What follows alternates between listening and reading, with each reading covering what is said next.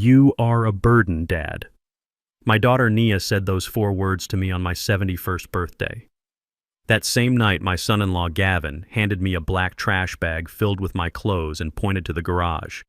They kicked me out of the house I paid for to turn my bedroom into a yoga studio. As I lay on a cold cot next to my old toolbox, my phone buzzed. A notification from American Express. $30,000. 3 first-class tickets to Hawaii and a reservation at the Four Seasons. They were using my credit card to celebrate my eviction. I stared at the screen, and the sadness in my chest turned into something cold and hard. They thought they were dealing with a senile old man. They forgot that before I was a burden, I was a builder who knew how to demolish a structure just as well as I knew how to build one. Before I tell you how I ruined their paradise, let me know where you are watching from in the comments. Hit like and subscribe if you have ever had to remind someone exactly who paid for the roof over their head. I am Moses Carter, 71 years old, and I have spent my life working with concrete and steel. I built half the foundations in this suburb with my own 2 hands, sweating under the hot sun so my daughter would never have to know what a callus felt like. I thought I had raised a queen, but it turns out I raised a parasite who married a leech. It was supposed to be a celebration. The dining room table was set, but there was no cake. There were no balloons. There was just a single manila folder sitting on the mahogany table, a table I built in my workshop 20 years ago. My son-in-law Gavin sat at the head of the table. He is a man who wears suits that cost more than his monthly salary and drives a leased BMW he cannot afford. He cleared his throat, that nervous, arrogant sound he makes when he thinks he is being a businessman. "Dad, we need to have a serious conversation about the future," he said. He did not look me in the eye. He looked at the folder. "We have been reviewing our lifestyle goals, and frankly, having you in the main guest suite is no longer working for us." I looked at my daughter, Nia. She was tracing the grain of the wood on the table with her manicured finger, refusing to look up. She looked small, but her silence was loud. I waited. I have learned that in business and in life, the person who speaks first loses. Gavin continued, gaining a false sense of confidence from my silence. "Look, Moses, it is nothing personal. It is just about space. We are young. We have social circles. When we have friends over from the club, having an elderly man wandering around the living room, well, it kills the vibe. It makes people uncomfortable. The vibe. My presence in my own house was killing the vibe." I looked at Nia again. "Is this how you feel, Nia?" I asked. My voice was calm, deep, the voice of a man who has shouted over jackhammers. She finally looked up. Her eyes were wet, but her jaw was set. "It is hard, Dad. You forget things. You leave the TV on loud. My friends ask who the old man is. It is embarrassing.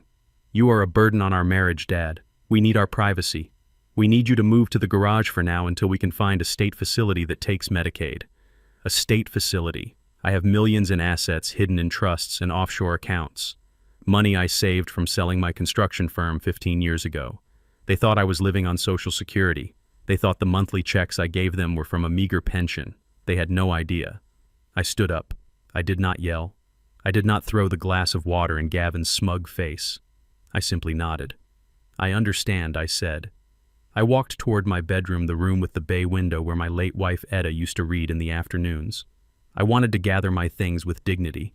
But when I opened the door, the room was already empty. My photos were gone. The quilt Etta made was gone. In the center of the room sat 3 large, black, heavy-duty trash bags. Gavin appeared in the doorway, leaning against the frame with a smirk. "We packed for you, Moses. To save time. We need this room cleared out tonight. Nia has a contractor coming tomorrow to install the mirrors for her yoga studio." He kicked one of the bags with his polished shoe. "It is all there. The essentials. We put the rest in storage. Or the dump. I can't remember." I looked at the bags. My life reduced to garbage. I looked at Gavin. He was enjoying this. He felt powerful. He felt like the man of the house. He did not know he was standing on a floor I poured under a roof I framed, protected by walls I paid for. "Grab your stuff, old man," he said. "The garage has a cot. It is not the Ritz, but it is a roof. You should be grateful." I dragged the bags out of the room. They were heavy, filled with books and clothes, but my hands are strong. I walked past Nia in the hallway. She turned her back to me, pretending to adjust a painting on the wall. I walked out the back door, down the stone path, and into the detached garage. The air was cold. The smell of oil and gasoline filled my nose. It was a space for cars, not people. There was a dusty camping cot in the corner with a thin blanket thrown over it. I sat on the cot. My joints ached. The humiliation burned in my throat like acid. I could hear them inside the house. The muffled sound of laughter, the pop of a cork. They were drinking my wine, the vintage Cabernet I had been saving for my 75th birthday. They were toasting to my eviction. I sat there in the dark listening to the crickets and the sound of my own heartbeat. I thought about the day I signed the deed to this house. I put Gavin's name on it alongside Nia's because I wanted him to feel like a man like he could provide. I paid the down payment. I paid the mortgage for the first 5 years secretly so they could get on their feet. I created this monster. At 3:00 a.m., headlights swept across the garage windows. A luxury Uber SUV pulled into the driveway. I watched from the dusty window. Gavin came out first wearing a floral shirt and a straw hat. Nia followed wearing a sundress and pulling expensive luggage. Louis Vuitton. I paid for that luggage 2 Christmases ago. Gavin walked over to the garage door and banged on it with his fist. Boom. Boom. Boom. Hey, Moses. Wake up. We are heading out. We need a break from all this stress. Do not forget to water the lawn. And stay out of the main house.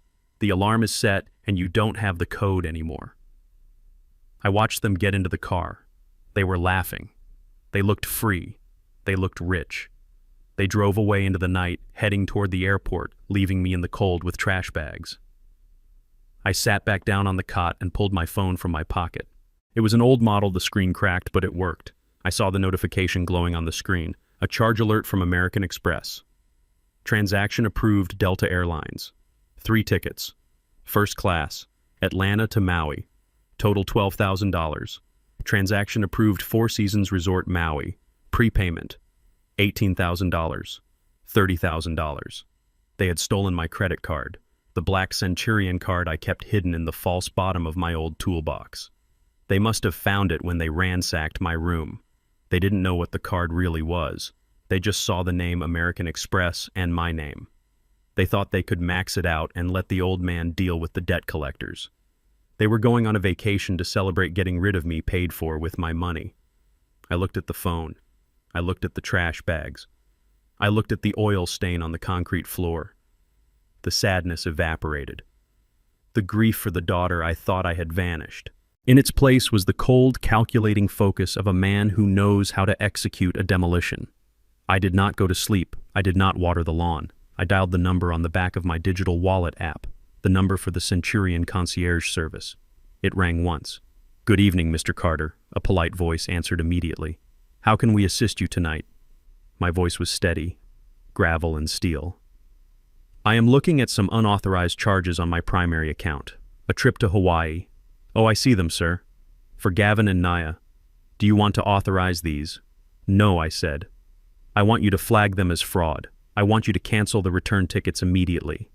I want you to call the resort and cancel the reservation effective this second. And then I want you to freeze every subsidiary card attached to my account." "Certainly, Mr. Carter. We will handle that right away. Is there anything else?" "Yes," I said, looking at the dark house that was no longer my home. "I want to buy a debt. Connect me to my asset manager. It is 3:30 in the morning, but he will answer for me." I hung up the phone. The screen went black. I sat in the dark garage and waited for the sun to rise. They were in the air now, drinking champagne, thinking they had won. They had no idea that when they landed, they wouldn't be stepping into paradise. They would be stepping into hell, and I would be the one holding the pitchfork. I lay on the canvas cot while the air smelled of stale gasoline and damp concrete. Above me, through the ceiling joists, I heard the thud of footsteps. They were dancing. My daughter and her husband were dancing on the floorboards I laid with my own aching back 10 years ago. I heard the distinct pop of a cork. It was my 1995 vintage Opus 1. I had been saving it for a wedding anniversary that never came because my wife passed too soon. Now Gavin was guzzling it like cheap soda. I closed my eyes and saw the past. I saw my hands younger then, but just as rough, smoothing the wet concrete of the driveway. I saw myself framing the master bedroom, measuring the studs to the millimeter so Nia would be safe from the storms. I built this fortress to protect them. I never imagined I was building the castle for the very people who would throw me into the dungeon. The laughter upstairs grew louder. It was a sharp, jagged sound that cut through the garage ceiling. They were celebrating my removal. They were toasting to their freedom from the old man who paid the bills. I gripped the edge of the cot until my knuckles turned the color of ash. Let them drink. Let them dance. They did not know that the foundation they stood on was about to crack wide open. 3 hours later, the automatic garage door rumbled open. The sudden flood of headlights blinded me for a moment. A sleek black SUV idled in the driveway, its exhaust curling into the cold night air. Gavin stepped out of the house first. He was wearing a ridiculous floral shirt that looked like a bad joke on his pale frame. He dragged 2 massive suitcases behind him, the wheels scraping loudly against the pavement. He stopped by the garage entrance where I sat in the shadows. He leaned in, the smell of my expensive wine heavy on his breath. "Hey, old-timer," he said with a grin that made my stomach turn. "Don't forget to water the hydrangeas. And keep the noise down. The neighbors might call the cops on a vagrant." He laughed at his own wit. I said nothing. I just stared at him. Then came Nia, my little girl. She wore a wide-brimmed sun hat and sunglasses even though it was pitch black outside. She refused to look at the garage. She refused to look at the father who had carried her on his shoulders. She walked straight to the car, sliding into the leather back seat without a backward glance. She slammed the door shut. It sounded like a gavel coming down in a courtroom. The final verdict: guilty of being old. Guilty of being in the way. The car pulled away, disappearing down the street I had paved. Silence rushed back into the garage, heavier than before. But I did not feel lonely. I felt focused. I waited until the red taillights faded completely from view. I sat up on the cot and reached for my phone. It was a cracked, outdated Android that Gavin always made fun of. He called it a burner phone for a drug dealer. He had no idea what was hidden inside the battered leather case. I pried the back open. There, sandwiched between the plastic and the battery, sat a piece of black anodized titanium, the American Express Centurion card, the black card. It was heavy in my hand, cold and solid. It was the only remnant of the construction empire I had sold 15 years ago. I had kept it active for emergencies. This was an emergency. I dialed the number on the back. It rang once. A human voice answered immediately, crisp and professional. "Good morning, Mr. Carter. This is Elizabeth. How may we assist you at this hour?" My voice was steady, stripped of all emotion. "I need to make some immediate changes to my account security, Elizabeth." "Go ahead, sir. I am listening." "I need to initiate Protocol Alpha 9.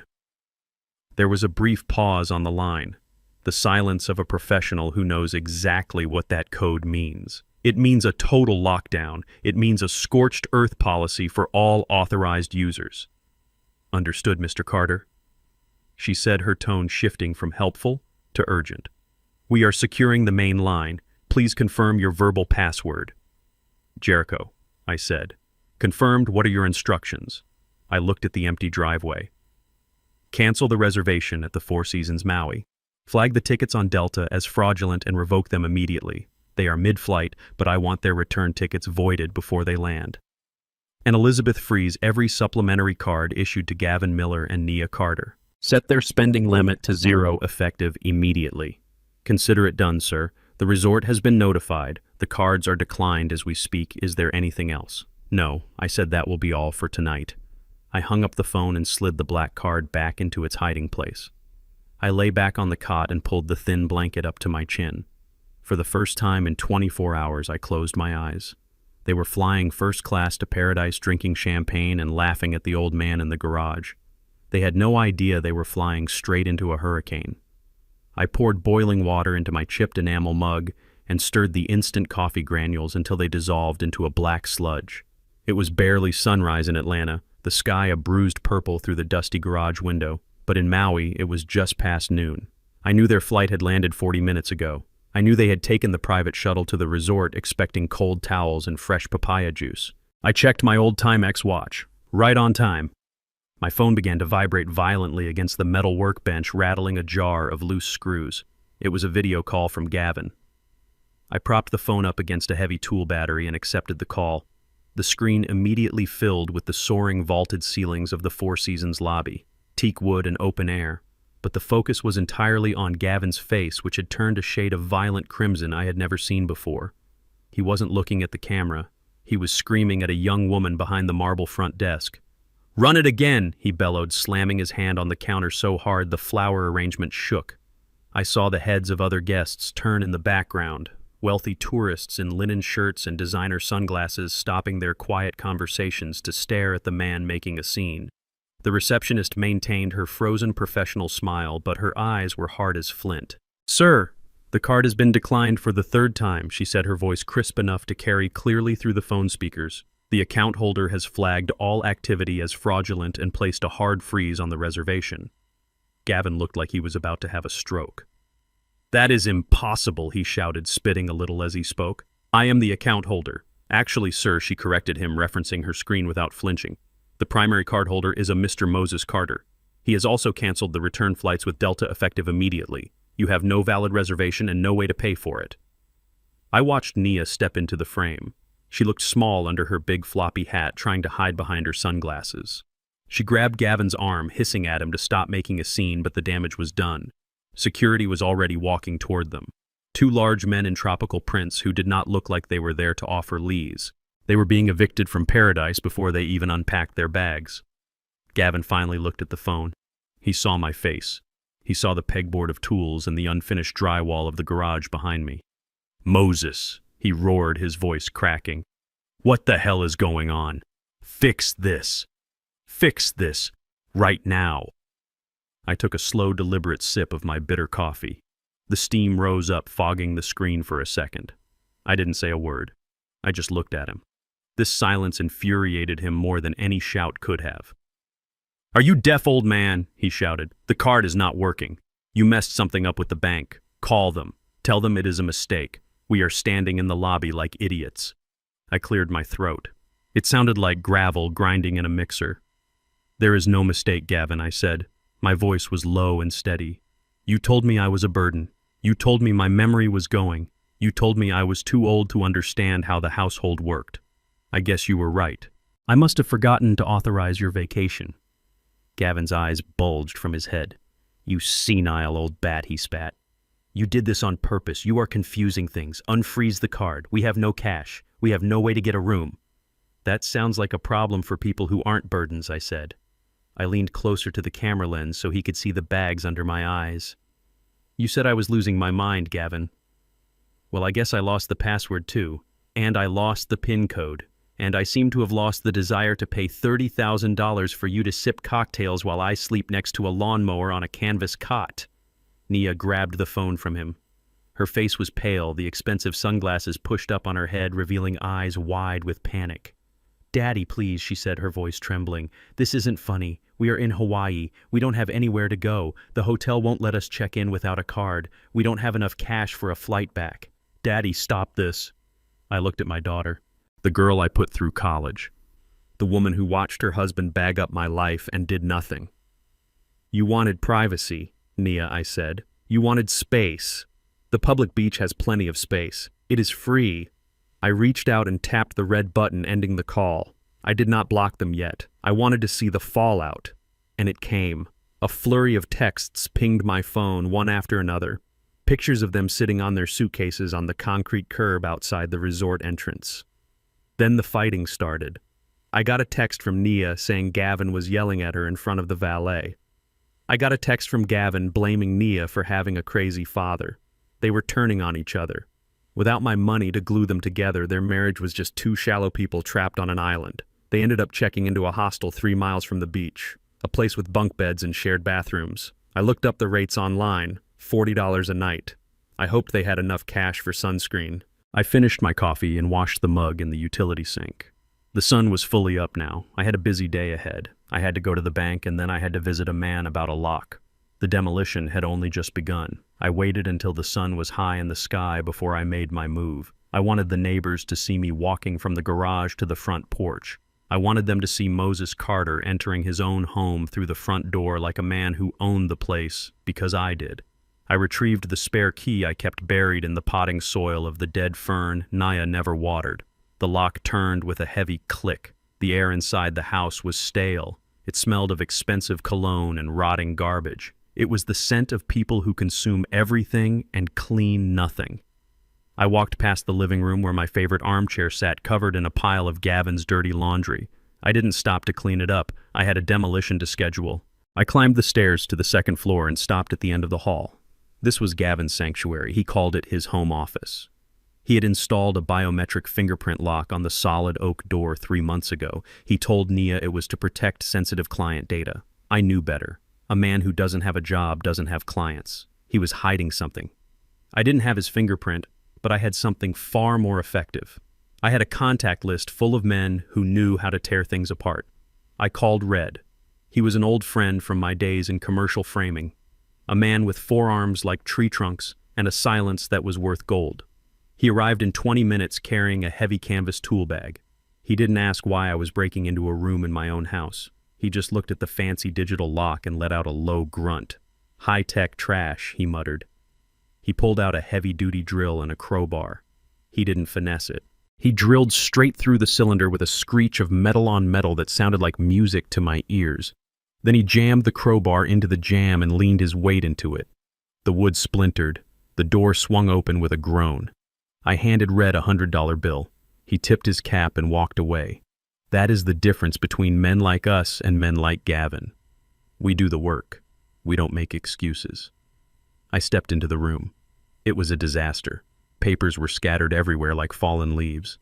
Empty energy drink cans lined the windowsill. A monitor displayed a paused video game. This was where he spent his days while I thought he was looking for work. I ignored the mess and went straight for the closet. Behind a stack of shoeboxes, I found what I was looking for. A small fireproof safe. I didn't need a drill for this one. Gavin was a simpleton. He used the same code for everything. His birthday, 1988. The keypad beeped a cheerful acceptance and the heavy door clicked open. I pulled the handle and the door swung wide, revealing the rot at the center of my family. It wasn't stacks of cash, it was stacks of paper. I pulled them out and laid them on the desk, smoothing them out with my calloused hands. The first layer was receipts, gambling receipts, the golden nugget, Harrah's.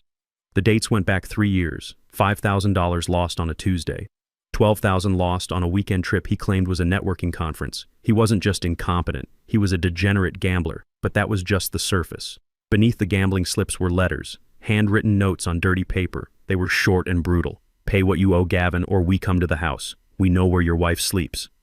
They were signed by a man named Marcus. My son-in-law had brought loan sharks to my doorstep. I dug deeper to the bottom of the stack.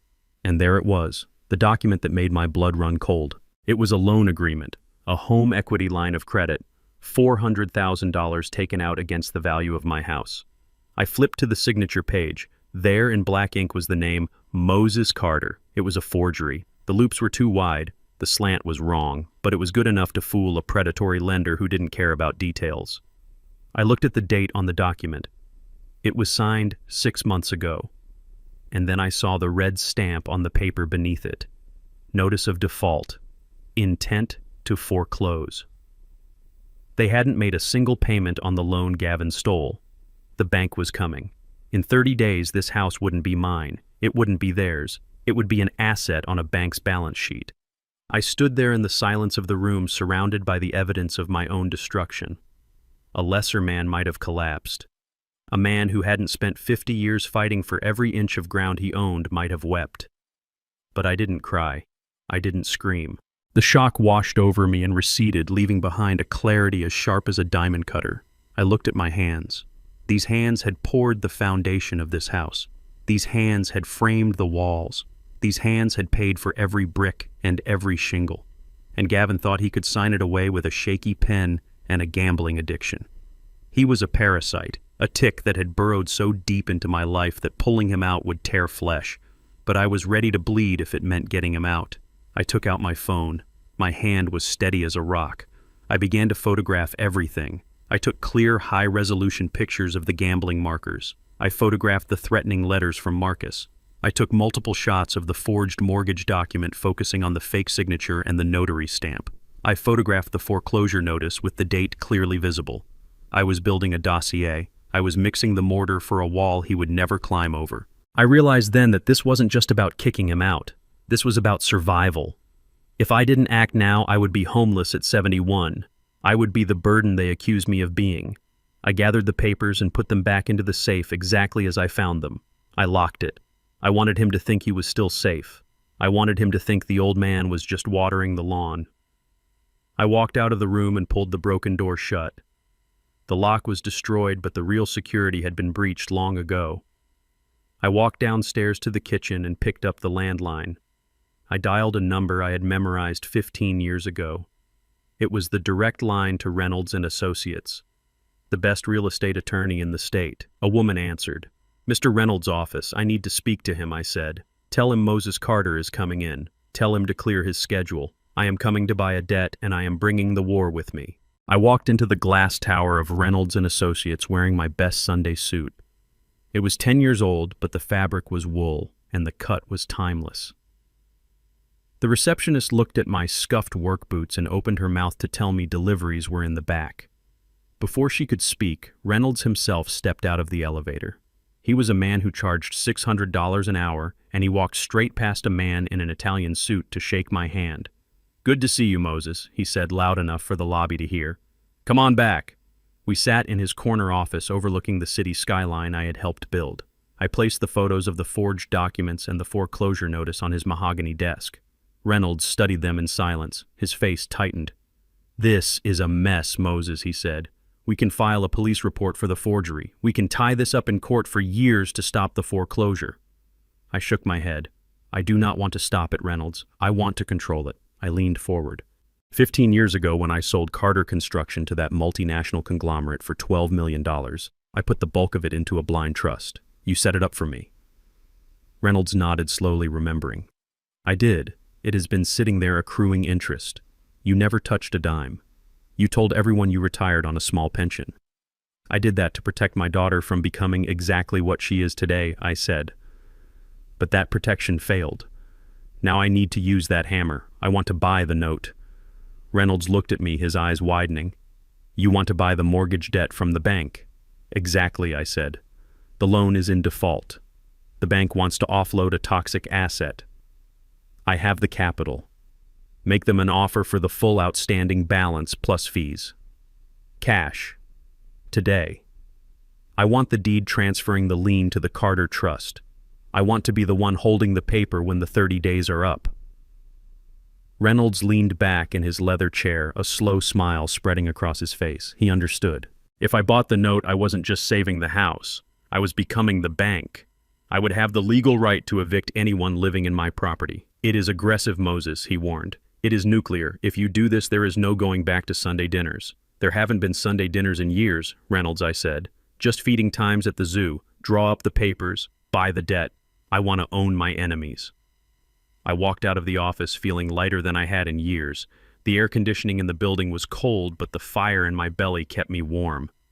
I had just authorized the transfer of nearly $500,000, and my pulse hadn't even jumped. I was a general moving troops. My phone began to ring in my pocket. It was a ringtone I had assigned to Nia years ago, a cheerful little chime that now sounded like a warning siren. I looked at the screen. It was an unknown number with a Hawaiian area code. I answered. "Daddy, is that you?" Her voice was a high-pitched wail, shrill and panicked. I stopped walking and stood on the busy sidewalk, letting the city noise wash over me. "I am here, Nia," I said. "Daddy, you have to help me," she sobbed. "It is a nightmare. Gavin left me. He took the last of the cash we had and went to a bar. I am at the hostel, but they are kicking me out because I cannot pay for another night. I am on the street, Daddy. It is hot and I am hungry and I am scared. Please, Daddy, I need you." She was playing the victim. It was a role she had perfected since she was a teenager. Whenever she broke something, whenever she failed a class, whenever she spent too much money, she would call me with that same trembling voice. And every time for 30 years I had fixed it. I had opened my wallet, I had smoothed the road. I closed my eyes and pictured her standing in the garage watching Gavin toss my clothes into trash bags. She hadn't cried then. She hadn't been scared then. She had been cold. "Why are you calling me, Nia?" I asked. "I need a flight home," she cried. I checked the prices. "A one-way ticket is $5,000 for a last-minute booking. Please transfer it to my account. I can get a flight out tonight. I promise I will pay you back. I will do anything. Just get me off this island. $5,000. She asked for it as if it were $5 for lunch. She didn't ask how I was doing. She didn't ask where I was sleeping. She just assumed the Bank of Dad was open for business. I looked at my reflection in the glass of a shop window. I saw an old man with gray hair and a suit that was slightly too big. But I also saw a man who was done being a doormat. I thought about the last birthday gift I had given her. It was 6 months ago. She had demanded a specific handbag, a Hermes Birkin. I had to call in favors to get it. It cost $12,000. It was an obscene amount of money for a bag to carry lipstick and keys, but I bought it because I wanted her to smile at me. I wanted her to love me. She had taken it, said thanks, and put it in her closet. "You have $5,000, Nia," I said, my voice flat. "What do you mean?" she sniffled. "I have $0, Daddy." Gavin took it all. "No," I said. "You have a handbag, the orange one, the Hermes. You brought it with you, didn't you? I saw you dragging it to the car." There was a silence on the line, a stunned, heavy silence. "Yes," she whispered, "but that is my bag. It is an investment." "Then liquidate your asset," I said. "Go to a pawn shop, go to a consignment store, sell it to a tourist. That bag is worth more than a plane ticket. Sell it and fly coach." "But Daddy," she screamed, her voice losing the victim act and finding the entitlement underneath.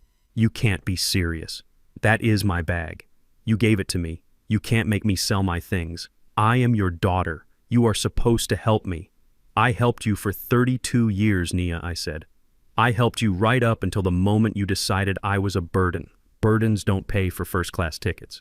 Burdens don't wire $5,000. Burdens hang up the phone." "Daddy, wait!" she shrieked. "Don't you dare hang up on me. I am stranded." I pressed the red button. The line went dead. I put the phone back in my pocket. I felt a phantom pain in my chest, the ache of cutting off a limb to save the body. But as I walked toward the train station to go back to the house I didn't own yet, I knew I had done the right thing. She would sell the bag, or she wouldn't. It was no longer my problem. I had a foreclosure to finalize. It took them 48 hours to crawl back from paradise. They did not arrive in a luxury black car this time. They arrived in a yellow taxi with a rattling muffler that idled loudly at the curb. I watched from the shadows of the porch as the driver popped the trunk. He didn't get out to help them. Gavin had to drag the heavy suitcases out himself. He looked like a man who had been chewed up and spit out by the world. His floral shirt was stained with sweat and something that looked like mustard. His straw hat was crushed. He hadn't shaved in 2 days and his eyes were rimmed with red. Nia looked even worse. She was wearing a tracksuit that she must have bought at an airport gift shop.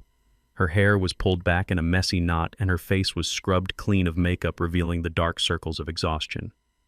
The Hermes bag was gone. In its place, she clutched a plastic grocery sack. They walked up the driveway, dragging their feet. The wheels of the suitcases clicked rhythmically against the concrete cracks I had sealed myself years ago. They didn't speak to each other. They just marched toward the front door with the grim determination of soldiers returning from a lost war. They thought the nightmare was over. They thought they could walk inside, take a hot shower, and sleep for a week in the climate-controlled comfort of the master suite. They thought they could scream at me later. They didn't notice me sitting in the wicker chair in the corner of the porch. They didn't notice the new brass deadbolt gleaming on the front door. They just wanted to be inside. Gavin stepped up to the door and jammed his key into the lock. He tried to turn it. It didn't budge. He frowned and jiggled it violently. He pulled it out, wiped it on his dirty shirt, and jammed it back in. He turned it so hard I thought the metal would snap. "Open, you piece of junk," he muttered. He kicked the bottom of the door, leaving a scuff mark on the white paint. "Why is this not working?" Nia dropped her suitcase with a thud. "Just open the door, Gavin. I need to use the bathroom." "I am trying, Nia," he snapped. "The key won't turn." Maybe the humidity warped the frame. He threw his shoulder against the wood, trying to force it. The door held firm. It was solid oak reinforced with a steel frame. I should know. I installed it to keep burglars out. Now it was keeping the parasites out. "That is far enough, Gavin," I said. My voice was low and gravelly, cutting through the humid afternoon air. They both spun around. Gavin jumped back, nearly tripping over a suitcase. I was sitting in the shadows, sipping a glass of iced tea. Next to me, sitting perfectly still with ears perked and eyes locked on Gavin's throat, was a 110-pound Rottweiler named Titan. I had hired him and his handler from a private security firm an hour ago. The handler was standing just inside the hallway, but Titan was on a long lead attached to the porch railing. Moses Gavin shouted, his shock turning instantly into rage. "What are you doing on the porch? Why is the door locked? And whose dog is that? Get that beast away from me." He took a step toward me, his fists clenched. Titan let out a low rumble. It wasn't a bark. It was the sound of tectonic plates shifting. It was a warning that vibrated in your chest. Gavin froze. "Open the door, old man," he demanded, pointing a shaking finger at me. "I am tired, I am hungry, and I am done with your games. Give me the new key. You have 5 seconds before I kick this door down and call the cops on you for locking me out of my own house." I set my iced tea down on the side table. The condensation left a wet ring on the glass. I picked up a manila envelope that had been resting on my lap. I stood up slowly. My knees popped, but I stood tall. Titan stood with me, his muscles tensing under his black and tan coat. "It is not your house, Gavin," I said. "Not anymore." I tossed the envelope at his feet. It landed with a heavy slap on the porch decking. Gavin looked at it, then at me. He didn't pick it up. "What is this?" he sneered. "Another chore list." "It is a notice of seizure," I said. I walked to the edge of the porch railing, looking down at them. "You defaulted on your mortgage, Gavin. You haven't made a payment in 6 months. You ignored the letters. You ignored the calls. You thought you could gamble away the equity and hide the notices in your safe. Well, the bank got tired of waiting. They sold the debt." Gavin's face went white. The bluster drained out of him, leaving only the fear of a man who knows he has been caught. "That is impossible," he stammered. "I have 30 days. The notice said 30 days. The bank sold the note this morning," I said. "I bought it. I used the money from the Carter Trust, the money you didn't know existed. I own the debt, Gavin. And as the lien holder in possession of a property in default, I have exercised my right to secure the asset." Naya stepped forward, tears streaming down her face. "Daddy, please stop. We live here. You can't just lock us out. This is our home." I looked at her. I looked at the plastic bag in her hand. "It is not your home, Nia," I said. "It is a collateral asset. And you are trespassing." I pointed to the line where the concrete driveway met the porch steps. "That line right there, that is the boundary. Anyone who crosses that line without my permission is intruders. I have already filed the eviction notice with the county clerk. You have 24 hours to collect your personal effects under police supervision. Until then, you are not welcome on this property." Gavin looked at the door, then at the dog, then at me.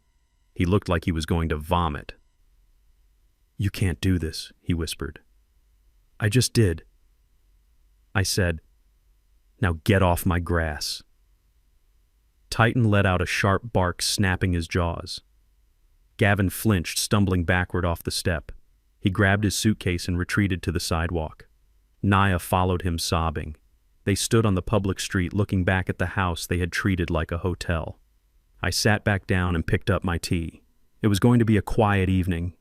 I watched Gavin pacing back and forth on the sidewalk like a caged animal that had finally found a way to bite back. He pulled his smartphone from his pocket and dialed 3 digits with a dramatic flair that was entirely for my benefit.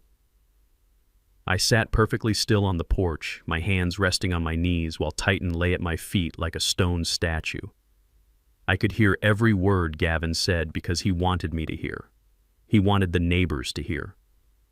He spoke loudly, his voice trembling with a manufactured fear that was almost impressive in its deceit. "Yes, I need police immediately," he shouted into the receiver, his eyes locking onto mine with a smug glint. "I am the homeowner at 452 Oakwood Drive. There is an intruder on my property. He has barricaded himself on my porch." He lowered his voice, then dropping it to a conspiratorial whisper that carried across the lawn like poison. "He is an African-American male in his 70s. He is aggressive. He has a weaponized dog. I fear for my wife's safety. Please hurry." I felt a cold knot tighten in my stomach. It was not fear. It was disgust. I knew exactly what he was doing. He was playing a card that had gotten men who looked like me killed for decades. He was counting on the bias. He was banking on the assumption that when the police arrived, they would see a white man in a polo shirt standing next to a crying blonde woman, and they would see a black man with a Rottweiler, and they would draw their conclusions before they even drew their breath. He was trying to swat me. He was trying to use the law as his personal hit squad. He smirked at me, snapping the phone shut. "You are done, old man," he sneered. "You think a piece of paper matters when the boys in blue show up. They are going to drag you off this porch in handcuffs. Maybe if you resist a little, they will teach you a lesson about respecting your betters." I said nothing. I just reached for the manila folder Reynolds had given me. I placed it on the small table next to my iced tea. I smoothed the cover. I waited. Nia stood behind Gavin, chewing on her fingernail, her eyes wide and wet. She knew this was wrong. She knew exactly who had paid for the very ground she was standing on. But she said nothing. Her silence was her signature. 10 minutes later, the air was split by the wail of sirens. They didn't come quietly. 2 cruisers screeched around the corner, tires biting into the asphalt, blue and red lights flashing against the twilight sky. They pulled up to the curb at sharp angles, blocking the driveway. Doors flew open. 4 officers spilled out. Their movements were sharp and practiced. Hands hovered over holsters. Tension radiated off them in waves. "Get back!" one officer shouted at Gavin, waving him toward the street. Gavin threw his hands up in the air, performing the role of the terrified victim to perfection. "Officers! Thank God," he yelled, pointing a shaking finger at me. "He is crazy. He won't let us in. That dog is vicious. Please help us." The officers turned their attention to the porch. They saw a large black man. They saw a large black dog. The equation was simple in their minds. Threat. "Sir," the lead officer barked, his hand unclipping the retention strap on his service weapon. "Stand up slowly. Keep your hands where I can see them. Step away from the animal."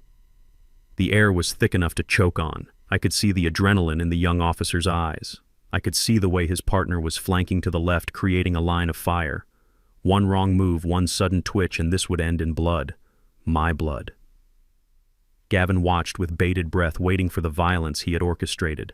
I did not stand up. I did not step away. I moved with the slow, deliberate calm of a man who has nothing to hide. I placed my hands flat on the table, palms down. "Officer," I said, my voice projecting deep and steady over the distance. "My name is Moses Carter. This is my property. The dog is a licensed security animal under the control of a handler inside the door." "Do not move," the officer shouted again, stepping onto the grass. "I am not asking you again. Get on the ground." "I am not getting on the ground, son," I said, maintaining eye contact. "But I am going to slide this folder toward the edge of the table. Inside, you will find a court order signed by Judge Miller exactly 2 hours ago. It is a deed in lieu of foreclosure and an emergency order of protection against the 2 individuals standing on the sidewalk." The officer hesitated. He paused mid-step. He looked at Gavin, who was now bobbing his head, frantically mouthing that I was lying. Then he looked back at me. He saw an old man in a suit. He saw the stillness. He saw the confidence. "Cover me," he muttered to his partner. He holstered his weapon and walked up the driveway, his eyes never leaving Titan. He climbed the first 2 steps of the porch. I did not flinch. He reached out and took the folder. He flipped it open. He scanned the first page. He looked at the raised seal. He flipped to the second page. He read the bold text of the eviction notice. He looked at the date. He looked at the signature. The tension began to drain out of his posture. His shoulders dropped. He looked up at me, and for the first time he saw a citizen instead of a suspect. "This is legitimate?" he asked, tapping the paper. "Call the courthouse if you want," I said. Reynolds and Associates filed it. The clerk's number is on the second page. The officer closed the folder. He let out a long breath. He turned around and walked back down the steps. He walked past Titan without a second glance. He walked straight up to Gavin, who was now smiling, expecting to see me in cuffs. "Sir," the officer said, his voice hard and professional, stripped of all sympathy, "you need to grab your things and leave." "What?" Gavin stammered, his smile vanishing. "What are you talking about? He is the intruder. Arrest him. This document says you have been evicted as of 5 p.m. today," the officer stated. "It says the bank foreclosed on the note and Mr. Carter purchased the debt. He is the legal owner. You are trespassing. And frankly, sir, filing a false police report about an aggressive intruder is a crime. I suggest you walk away before I decide to book you for wasting my time." Gavin's face went ashen. He looked from the officer to me.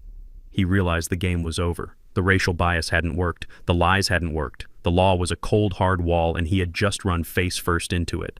"But where are we supposed to go?" Nia wailed, her voice rising to a shriek. "We don't have anywhere. We don't have any money." "That is a civil matter, ma'am," the officer said, turning his back on them. "You need to vacate the premises. Now." The neighbors had come out of their houses, drawn by the lights. Mrs. Higgins from across the street was watching with her arms crossed. The young couple next door was filming on their phones. They saw everything. They saw the white man who tried to frame his father-in-law get told to take a hike. Gavin grabbed the handle of his suitcase. He yanked it so hard the bag tipped over. He cursed, kicking it upright. He started walking down the street, his head down, his shoulders hunched. He didn't look back. He just wanted to escape the eyes of the crowd. Naya stood there for a second longer, looking at me on the porch. She looked like she was waiting for me to break. She was waiting for her daddy to come save her from the big bad world. I took a sip of my tea. I didn't look at her. She let out a sob that sounded like a child's tantrum and grabbed her bag. She ran after Gavin, the plastic wheels of her suitcase clattering loudly on the pavement, echoing down the quiet suburban street. The officers got back in their cars and turned off the lights. Darkness returned to the neighborhood. I sat alone on my porch, the master of my domain, listening to the beautiful sound of silence. 3 days later, the digital assault began. My phone started vibrating on the kitchen counter, buzzing like an angry hornet. It was not a call, it was a relentless stream of notifications from the neighborhood Facebook group. I unlocked the screen and there it was, a post written by Gavin. He had typed out a masterpiece of fiction that would have made a screenwriter jealous. The headline read, "Heartbroken and Homeless, Helping Our Father Through Dementia." In 500 agonizing words, he painted himself and Naya as saints who had sacrificed everything to care for an abusive, confused old man. He claimed I had suffered a psychotic break. He claimed I had attacked them in a confused rage and thrown them out into the cold without coats or money. He even posted a photo of a bruise on Nia's arm. I knew that bruise. She got it bumping into a door frame while drunk on my wine 2 weeks ago. But the internet did not care about the truth. The comments were a landslide of hate. People who had never met me were calling for my arrest. They were calling Adult Protective Services. They were calling me a monster. They offered Gavin money. They offered them places to stay. They set up a GoFundMe page titled, "Help Gavin and Naya Rebuild After Tragedy." It raised $5,000 in 2 hours. I sat at my table reading the lies. Most men would have been furious. Most men would have logged on and started typing in all caps, trying to defend themselves in the comment section. I did not type a single word. I just took a screenshot. I saved the URL. I printed the page. Gavin thought he was winning the court of public opinion. He did not realize that in a court of law, libel is expensive. He had just handed me the ammunition to bankrupt him twice over. The next morning I woke up to a dull thud against the front window. Then another. Splat! I walked to the living room and pulled back the curtain. Yellow yolk streamed down the glass. A group of teenagers was riding away on bicycles laughing. Someone had egged my house. I walked out to the porch to inspect the damage. Mrs. Higgins from across the street was watering her petunias. Usually she waved. Today she turned her back on me, her posture stiff with judgment. A car drove slowly past and the driver rolled down the window to spit on my driveway. I stood there in my robe watching the saliva hit the concrete. I felt a strange sense of calm wash over me. They thought this would break me. They thought shame would make me crumble. They did not know my history. I closed my eyes and went back to 1985. I was a black man trying to start a construction business in a county that did not want me there. I had bricks thrown through the windshield of my truck. I had tires slashed. I had men spit in my face and tear up my contracts. I stood tall then, and I built an empire out of their doubt. A few eggs and some dirty looks from suburban neighbors were nothing. They were mosquitoes buzzing around a lion. I did not wipe the egg off the window. I left it there. It was evidence. I walked back inside and went to the security room. I had installed a new system the day I bought the debt. High-definition cameras with audio recording covering every inch of the property, interior and exterior. I sat down at the monitor. I rewound the footage to 3 days ago. To the night they came back from the airport. I found the clip. I downloaded it. I saved it to a thumb drive. Then I put on my suit. It was time to visit Reynolds again. I sat in the conference room at Reynolds and Associates while the large screen on the wall played the video. Reynolds sat with his arms crossed, his face grim. The video showed the living room from a high angle. The timestamp was 3 weeks ago. It showed Gavin stumbling in drunk at 2 in the morning. It showed him kicking my dog's water bowl across the room. It showed him screaming at Nia, calling her useless because she hadn't asked me for more money yet. It showed Nia throwing a vase at his head and screaming that she wished the old man would just die so they could get the cash. It showed Gavin laughing and saying, "We just have to wait him out, babe, he is losing it anyway." Then Reynolds played the second clip, the one from the porch 3 days ago. It showed Gavin threatening me. It showed him lying to the police. It showed him perfectly sober and perfectly malicious. Reynolds stopped the video.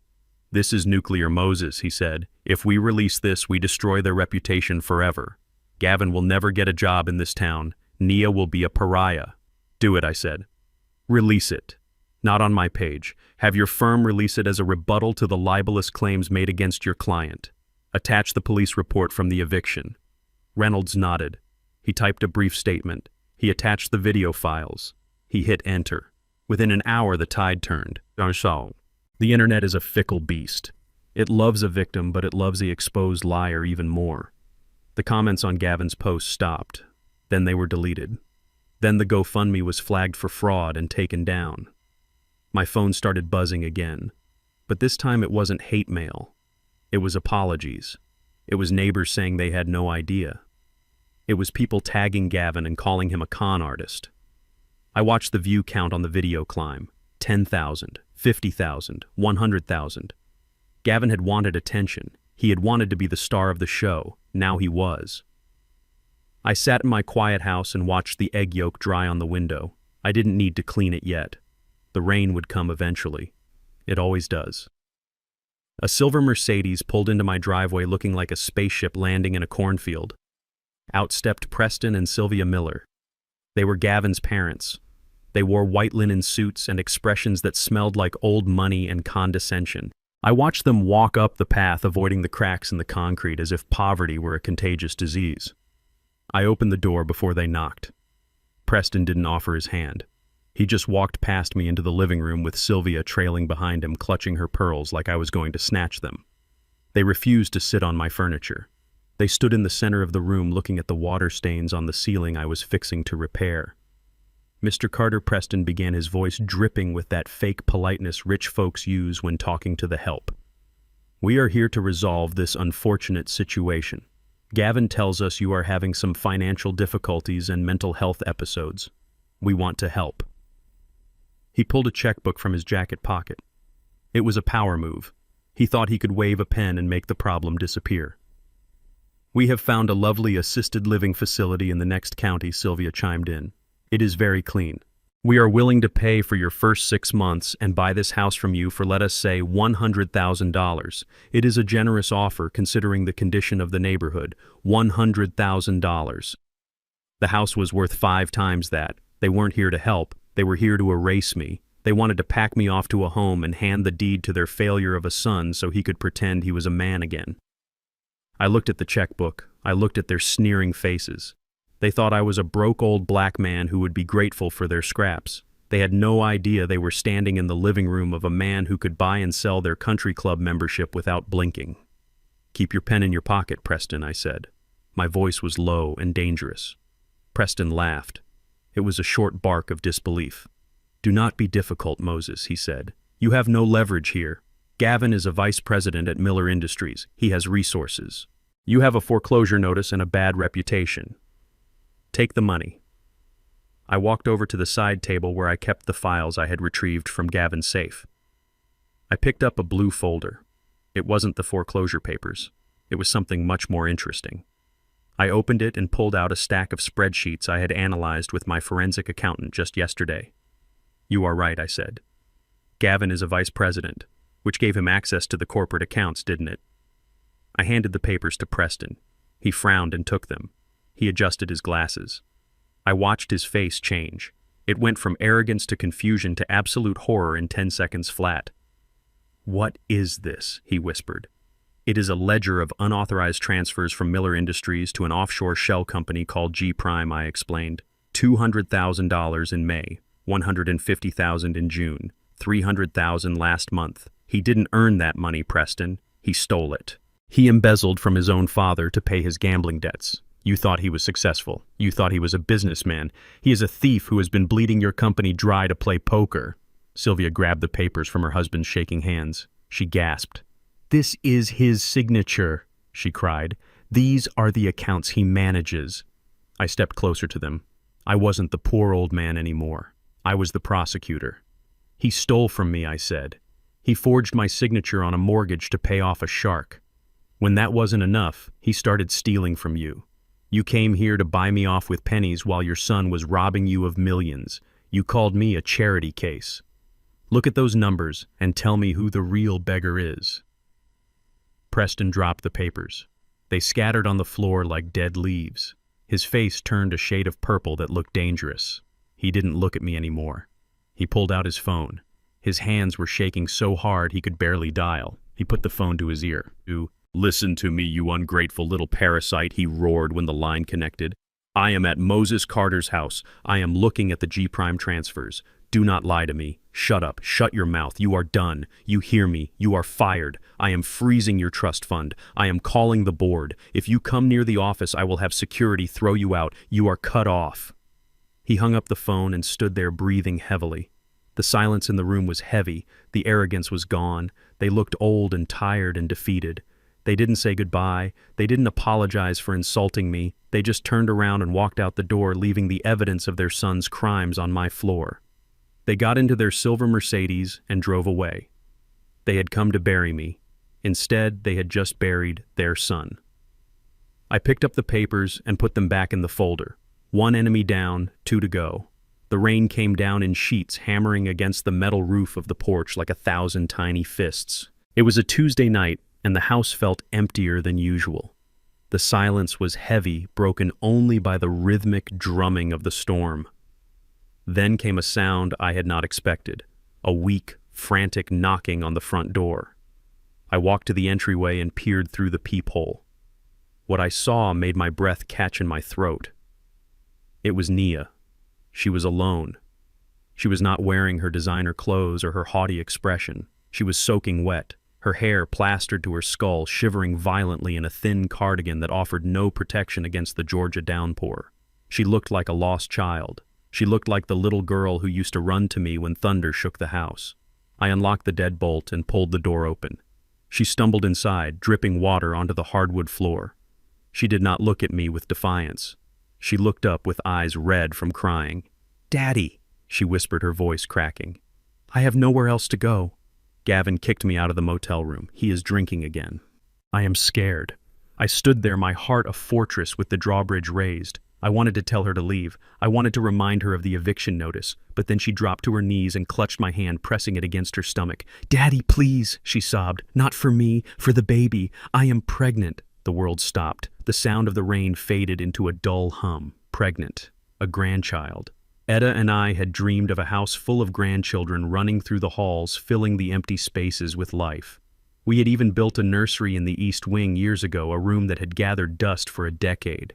I looked down at my daughter. She looked frail. She looked terrified. The armor I had built around my heart developed a hairline fracture. I looked at her stomach. There was nothing to see yet but the idea of it. The promise of a new life of my bloodline continuing was a powerful drug. It hit me harder than any apology. It hit me right in the gut where a father is weakest. I looked at her wet face, and for the first time in weeks, I did not see a parasite. I saw a mother.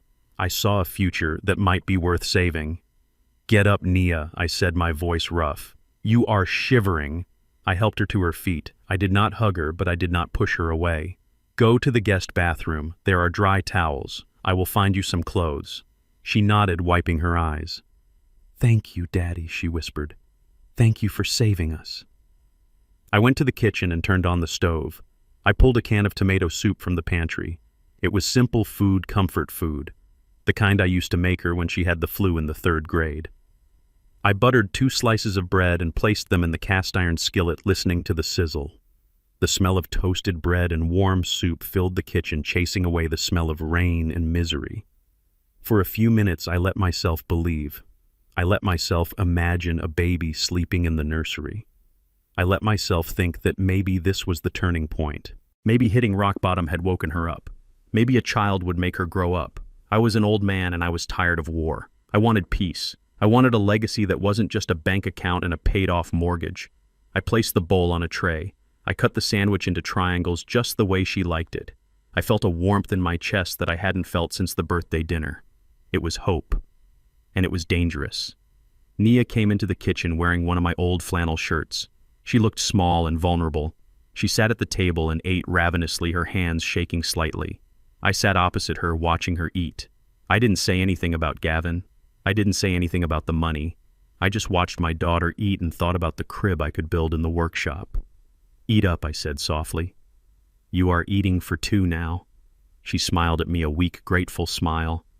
I need to use the restroom again, Daddy, she said, standing up. Morning sickness, or evening sickness, I guess. She walked down the hall to the powder room. I stood up to clear the table. I walked toward the sink but stopped when I heard a voice. It was coming from down the hall. The powder room door was old wood and the latch didn't catch properly if you didn't push it hard. It was slightly ajar. I wasn't trying to eavesdrop. But the tone of her voice stopped me dead in my tracks. It wasn't the weak, trembling voice of a scared pregnant girl. It was sharp. It was hushed. It was the voice of a con artist closing a deal. Relax, Gavin, she hissed. I am inside. I am in the kitchen. The old man bought it hook, line, and sinker. He is literally making me soup right now. It is pathetic. He heard the word baby and his eyes glazed over. I stepped closer, my socks silent on the floorboards. My heart, which had just started to beat again, turned into a block of ice. Yes, I am sure, she whispered. I showed him the test I bought online, the prank one that always turns positive. It cost $20 and it just got us back into $1 million house. Stop crying about your parents cutting you off. We don't need them. We have Moses wrapped around my little finger. I will play the sick, pregnant daughter for a few weeks. I will get him to sign over temporary guardianship so I can manage the stress. Once we are back on the deed, we can figure out the rest. Just stay at the motel tonight. I will let you in tomorrow when he goes to the hardware store. He is already planning to build a crib. Can you believe it? Senile old fool. Senile old fool. The words hung in the air, vibrating with malice. I stood there in the hallway holding the tray with the empty soup bowl. The hope I had felt 5 minutes ago curdled into a rage so pure it felt like white heat. They weren't just stealing my money. They were weaponizing my dead wife's dream. They were using a non-existent child to break into my heart so they could rob me blind. It was a violation worse than any forged check. It was a violation of the soul. I walked back to the kitchen. I set the tray down on the counter. I picked up the bowl. It was heavy ceramic. I waited. I stood by the back door, my hand on the knob. Nia walked back into the room. She had fixed her hair. She put the sad face back on. Daddy? She said, touching her stomach. I feel a little better. The soup was delicious. I looked at her. I looked at her stomach. There was no life there, only lies. I picked up the bowl and hurled it at the wall next to her head. It shattered with a violent crash, sending shards of ceramic flying across the floor. Nia screamed, jumping back, her mask of vulnerability slipping instantly. Daddy, what are you doing? She shrieked. Get out, I said. My voice was not a shout. It was a growl from the bottom of a grave. Get out of my house. Daddy, you are scaring me, she cried, backing away. What happened? I am pregnant. You can't stop it, I roared, stepping toward her. Stop the act. I heard you. I heard you on the phone. The prank test. The $20. The senile old fool. Her face went pale. The color drained away, leaving her looking like a ghost. Daddy, I can explain. There is nothing to explain, I said. You are not pregnant. You are a monster. You used the one thing you knew I wanted more than anything to trick me. You played on my grief for your mother. You are rot. Nia, you are rot in the foundation of this family. I grabbed her by the arm. The flannel shirt bunched in my fist. I dragged her toward the back door. She screamed, kicking and scratching, trying to dig her heels into the floor. Daddy, please, it is raining. I have nowhere to go. You should have thought about that before you decided to play God, I said. I opened the back door. The wind howled, pushing rain into the kitchen. I shoved her out. She stumbled on the wet steps and fell into the mud. She looked up at me, rain plastering her hair to her face again, mud staining her knees. This time there was no pity in my heart, only disgusted resolve. Don't come back, I said. If you step foot on this property again, I will call the police and I will have you arrested for trespassing and attempted fraud. Tell Gavin his plan worked. It proved to me that I have no daughter. I slammed the door and locked it. I engaged the deadbolt. I leaned my forehead against the cold wood, breathing heavily. I was alone again. The house was quiet except for the storm outside. I walked to the sink and washed my hands, scrubbing them until the skin was raw, trying to wash away the feeling of her arm. I had almost let the enemy back in. I had almost lost the war because I wanted to be a grandfather. Never again. I went to the cupboard and took out a bottle of whiskey. I poured a glass. Tomorrow I would go to court. Tomorrow I would make sure they never got close enough to hurt me again. The court summons arrived on a Tuesday morning, delivered by a process server who refused to look me in the eye. It was a heavy envelope thick with legal jargon and betrayal. Emergency petition for temporary guardianship. The plaintiffs were Gavin Miller and Nia Carter. The defendant was Moses Carter. They were claiming I was mentally incompetent. They were asking a judge to strip me of my rights, to seize control of my assets, and to place me in a state-run facility for my own protection. They wanted to bury me alive. I stood in the hallway of the courthouse wearing my best suit, the wool scratching against my neck. Reynolds stood beside me, his briefcase looking like a weapon. We walked into the courtroom, and there they were. Gavin and Nia sat at the plaintiff's table holding hands. They were dressed in somber colors. Nia wore no makeup, looking pale and fragile. A dutiful daughter burdened by a tragedy. Gavin wore an ill-fitting suit. His shoulders slumped, trying to project the image of a humble man carrying a heavy load. They did not look at me. They looked at the judge with wide, pleading eyes. Judge Holloway was a stern woman with glasses perched on the end of her nose. She read the petition in silence. Mr. Sterling, the lawyer Gavin had hired with money he likely borrowed from a loan shark, stood up. "Your Honor," he began, his voice dripping with synthetic concern. "This is not a step my clients take lightly. They love Mr. Carter deeply. However, his behavior has become increasingly erratic and dangerous. He has exhibited signs of profound dementia, violent outbursts, and an inability to care for his own basic needs. He is a danger to himself and others. We are simply asking for the legal authority to ensure he receives the care he deserves." I sat there stone-faced. My hands were folded on the table. Inside, I was screaming. I wanted to stand up and tell them I could recite the building codes for the entire county from memory. I wanted to tell them I had managed million-dollar payrolls while Gavin was still learning to tie his shoes. But Reynolds placed a hand on my arm. "Wait," he whispered. "Let them dig the hole." Sterling called his first witness. It was a man named Kyle. I recognized him. He was one of Gavin's drinking buddies, a man who had spent more time on my couch than at a job. Kyle sat in the witness box and lied with the ease of a man who has done it before. "Yes, sir," he told Sterling, looking earnestly at the judge.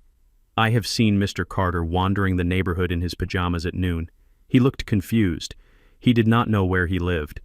I had to guide him back to his porch. He was shouting at a mailbox, thinking it was his brother. I gripped the edge of the table until my knuckles turned white. I have never wandered anywhere in my pajamas. I am up at 5 every morning, showered and dressed before the sun touches the grass." Then came a woman I did not know, another friend of theirs. She claimed I had left the gas stove on for hours, endangering the whole block. She claimed I forgot her name 5 minutes after meeting her. Gavin sat there nodding his head, wiping a non-existent tear from his eye. "See, Judge," his posture said, "it is so hard for us. We are the victims here. It was a coordinated attack. They were building a narrative of decline brick by brick, using lies as mortar." The judge looked at me. She saw an old black man sitting silently. She saw what they wanted her to see, a relic, a man past his prime who needed to be managed. Sterling rested his case. "Your Honor," he said, "the evidence is clear. Mr. Carter is suffering from advanced cognitive decline. For his safety and the preservation of his remaining estate, guardianship must be granted to his daughter and son-in-law immediately." Reynolds stood up. He did not walk to the podium. He walked to the center of the room, commanding the space like a foreman on a job site. "Your Honor," he said, his voice booming off the mahogany walls, "before you rule on the mental state of my client, I would like to submit 2 pieces of evidence into the record. First is a comprehensive neurological and psychological evaluation conducted yesterday by Dr. Aris, the head of neurology at Emory University Hospital." Reynolds walked to the bench and handed the judge a thick file. She opened it. She scanned the summary. Reynolds continued. "As you can see, Dr. Aris found Mr. Carter's cognitive functions to be exemplary. In fact, he scored in the 99th percentile for men of his age. There is no dementia. There is no decline. There is only a man who is tired of being lied to." Gavin shifted in his seat. Nia looked down at her lap, picking at a loose thread on her skirt. "But, Your Honor," Reynolds said, turning to look directly at Gavin. The plaintiffs claim Mr. Carter's behavior has been erratic. They claim he sleeps all day and is confused. They claim he forgets things. We have an explanation for that. Reynolds reached into his pocket and pulled out a USB drive. He plugged it into the court's presentation system. The large screen on the wall flickered to life. The courtroom darkened. The video showed my kitchen. The timestamp was 4 weeks ago. It was high-definition footage, clear and sharp. I was sitting at the table reading the newspaper.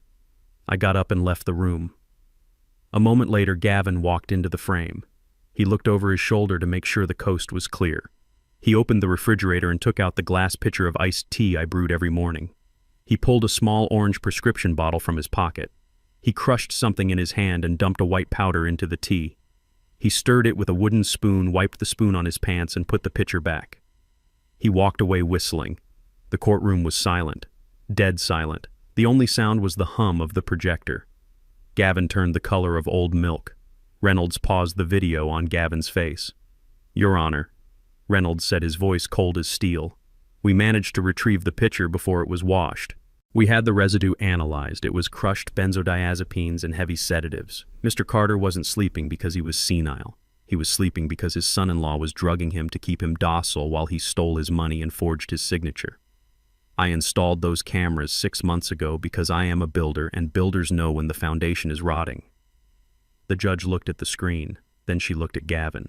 Her face went hard, her eyes narrowing behind her glasses. "Mr. Miller," she said, her voice low and dangerous. "You have 5 seconds to explain why I shouldn't have the bailiff arrest you right now for assault and perjury." Gavin stood up, knocking his chair over. "It is out of context," he stammered, sweat beading on his forehead. "It was just vitamins. He needs vitamins. He is old." "Sit down," the judge roared. She slammed her gavel so hard I felt the vibration in my teeth. Petition denied with prejudice. "And Mr. Miller, I am forwarding this evidence and the transcript of this hearing to the district attorney's office.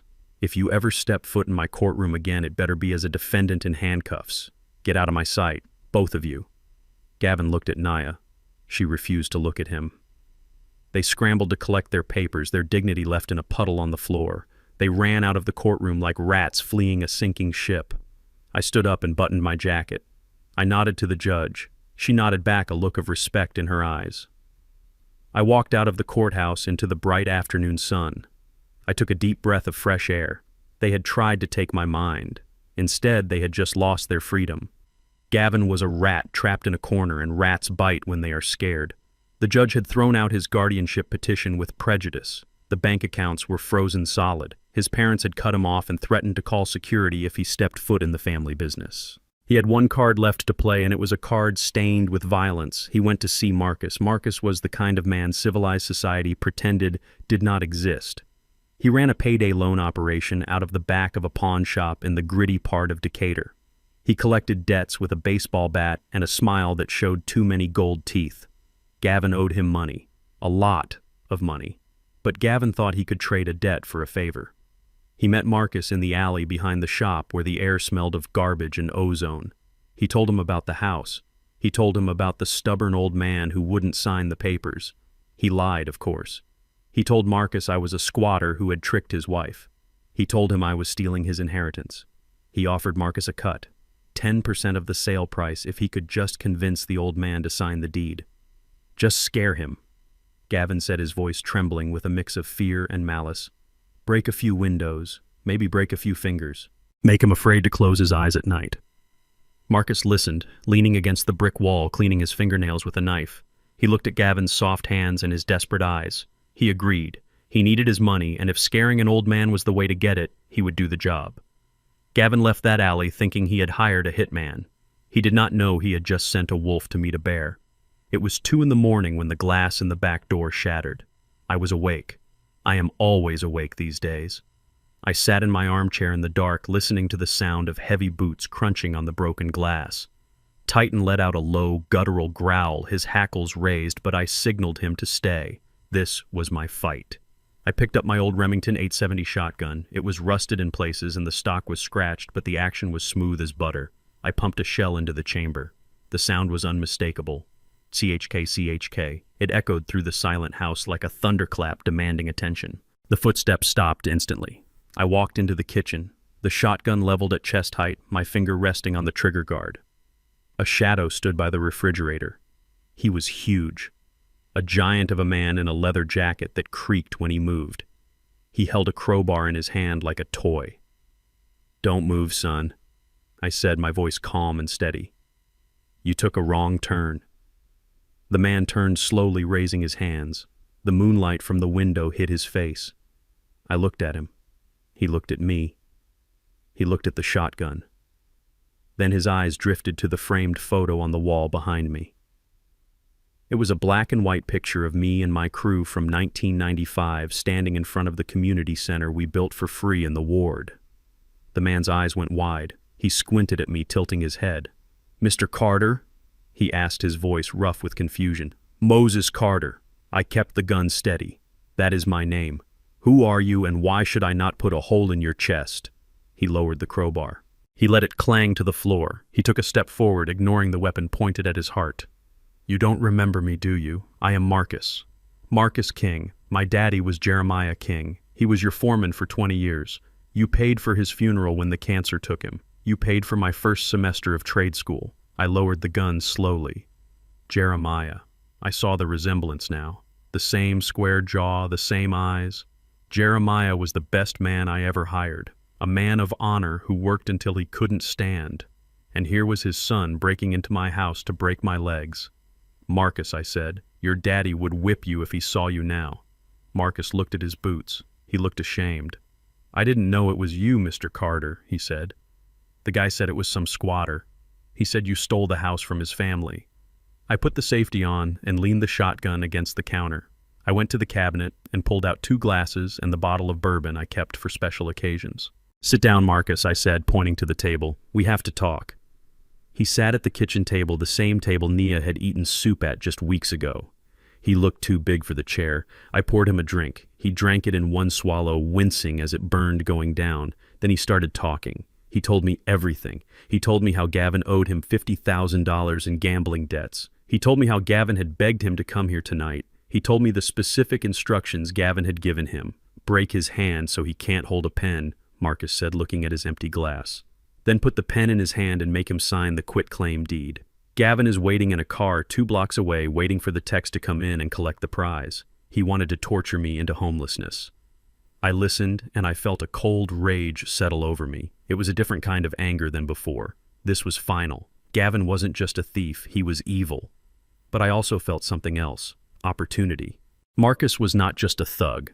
He was a man with a code, and he owed me a debt of honor that went back a generation. "Marcus," I said, pouring him another drink, "you want your money. I want my peace. I think we can help each other. Gavin thinks you work for him. Let us keep it that way. But from now on, you report to me." Marcus looked up, a slow grin spreading across his face. It was the smile of a wolf who just realized he was on the winning side. "What do you need me to do, Mr. Carter?" I leaned forward. "I need you to tell him I signed. I need you to tell him the job is done. And then I need you to tell me exactly what his next move is, because we are going to set a trap so deep he will never climb out of it." Marcus poured another drink while his hands large enough to crush a brick held the crystal glass with surprising delicacy. He looked at me over the rim, his eyes serious. "Mr. Carter, there is something else you need to know. Gavin didn't just hire me to break your hand." He showed me a binder in his car. He was bragging about his financial planning. He called it his retirement fund. "He took out a life insurance policy on you, Mr. Carter. A big one. $2 million with a double indemnity rider for accidental death. He forged your signature on the application 3 months ago. He is paying the premiums with the money he stole from his parents. He told me he expects the policy to pay out before Christmas." I sat there feeling the blood drain from my face. It wasn't just greed anymore. It was a death clock. Gavin had bet against my life. He had calculated the actuarial value of my breath and decided he could make a profit on my expiration. The house was just the appetizer. My life was the main course. I looked at Marcus. "Does he have a plan?" I asked, my voice steady despite the cold knot in my stomach. Marcus nodded slowly. He asked me if I knew anyone who could cut brake lines. He asked me how much it would cost to make a hit and run look like a drunk driving accident. I told him I didn't do that kind of work, but he is desperate, Mr. Carter. And desperate men find willing hands. The next morning, I went to the hardware store because I needed lag bolts to reinforce the back door. I walked down Main Street, the sun shining on the pavement, but I felt exposed. Every car that passed looked like a weapon. Every shadow looked like an assassin. I was waiting for the light to change at the corner of 4th and Elm. The street was quiet. Then I heard the roar of an engine accelerating. I turned my head. A dark sedan was barreling toward the intersection. It didn't slow down for the red light. It swerved. It jumped the curb straight toward me. I didn't think. Instinct took over. I threw myself to the right, diving behind a concrete planter. The car smashed into the metal pole where I had been standing a split second before. Sparks flew. Metal shrieked. The car didn't stop. It reversed tires, squealing, smoking against the asphalt, and sped away down the avenue. I lay on the concrete, my heart hammering against my ribs like a trapped bird. People were screaming. A woman ran over to help me up. "Are you okay?" she asked. I nodded, brushing the dust off my suit. I was physically fine, but mentally I had crossed a threshold. That wasn't a drunk driver. That was a message. Gavin wasn't waiting for nature to take its course. He was trying to cash his ticket. I looked at the dented pole. If I hadn't moved, that would be my spine. I realized then that a restraining order wouldn't stop him. The police couldn't watch me 24 hours a day. I had to make myself worthless to him. I had to make my death the most expensive thing that could ever happen to him. I went straight to Reynolds' office, and I didn't make an appointment. I walked in and told him to draft a codicil to my will immediately. Then I told him to set up a camera. We sat in his conference room, the skyline behind me. Reynolds hit record. I looked into the lens. I imagined I was looking into Gavin's soul. "My name is Moses Carter," I said, my voice projecting with the authority of a man who has survived an assassination attempt. "Today is Tuesday. I am of sound mind and body. I am making this public statement to ensure there is no confusion regarding my estate." I held up the new document Reynolds had just notarized. "This is my new last will and testament. Effective immediately, I have disinherited my daughter Nia Carter and her husband Gavin Miller. They will receive nothing, not a penny, not a brick. But here is the important part." I leaned closer to the camera. "I have included a poison pill clause. In the event of my death, if the cause is anything other than natural causes confirmed by 2 independent autopsies, or if my death occurs under suspicious circumstances, such as a sudden accident, 100% of my estate, including all insurance payouts, property, and liquid assets, will be immediately transferred to the United Negro College Fund and the local police widows fund." I paused, letting the words sink in. "I am worth more alive than dead Gavin. If I die, you get nothing. If I die, you get investigated. If I die, you go to jail poor. So you better pray for my good health, son. You better look both ways when I cross the street to make sure I don't trip, because my heartbeat is the only thing keeping you out of prison." Reynolds stopped the recording. We posted it to my Facebook page. We emailed it to Gavin. We emailed it to his parents. We emailed it to the insurance company. 10 minutes later, my phone rang. It wasn't a call. It was a notification from Marcus. He sent me a text. He just saw it. He is in his car outside the pawn shop. He is screaming. He just smashed his phone on the dashboard. "You broke him, Mr. Carter." I looked at the text and felt a grim satisfaction. I had taken the target off my back and painted it on his greed. I was safe for now. But a broken man is a dangerous man, and I knew the final confrontation was coming. I pounded the heavy wooden "for sale" sign into the front lawn myself, driving it deep into the earth with a sledgehammer. It stood like a tombstone marking the end of their tenure. Within the hour, Gavin and Nia appeared on the sidewalk. They parked their rental car across the street and paced back and forth like starving vultures. They looked haggard. Their clothes were wrinkled and stained, and they had the frantic, desperate energy of addicts going through withdrawal. Every time a car slowed down to look at the house, Gavin would rush forward, waving his arms. He shouted about black mold. He yelled about foundational cracks that didn't exist. He told a nice couple in a minivan that the basement flooded with sewage every time it rained. I watched them from the living room window, sipping my coffee. I didn't call the police. I didn't turn on the sprinklers. I let them scream. They thought they were sabotaging my financial rescue. They didn't realize that I didn't need the money. I wasn't selling the house to the highest bidder. I was selling it to the right bidder. I had set up a private showing by appointment only. The real buyers came through the back alley entrance while Gavin was busy shouting lies at a mailman in the front yard. The viewing took place in the living room, which smelled of lemon polish and fresh paint. I had patched the holes in the drywall where Gavin had thrown his tantrums. I had ripped out the carpets stained with their wine and negligence. The house looked like it did before the parasites moved in. It looked like a home. There were 5 couples in the room. Among them was a man in a shiny suit who spent more time looking at his phone than the architecture. I recognized him. He was a card shark from the same underground games Gavin frequented, a plant sent to make a lowball offer or disrupt the sale. He started talking loudly about termites tapping on the solid oak mantel I had carved myself. I walked up to him and placed a heavy hand on his shoulder. "You are in the wrong house, son," I said, my voice low and hard. "The casino is downtown. This is a place for serious people. Get out before I call Marcus and tell him you are interfering with his payment plan." The color drained from his face. He knew Marcus. He scuttled out the back door without another word. That left 4 couples. Honest people. Working people. They looked at the crown molding. They touched the walls with respect. I wasn't running an auction. I was conducting an interview. I wanted to know who would water the grass. I wanted to know who would respect the wood. I wanted to know who deserved the castle I had built. Then I saw them. David and Sarah.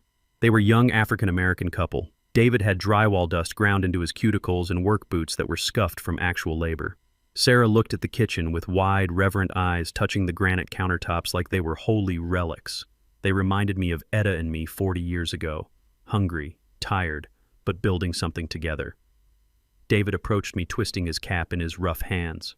"Mr. Carter," he said, looking me straight in the eye, "this is a beautiful home.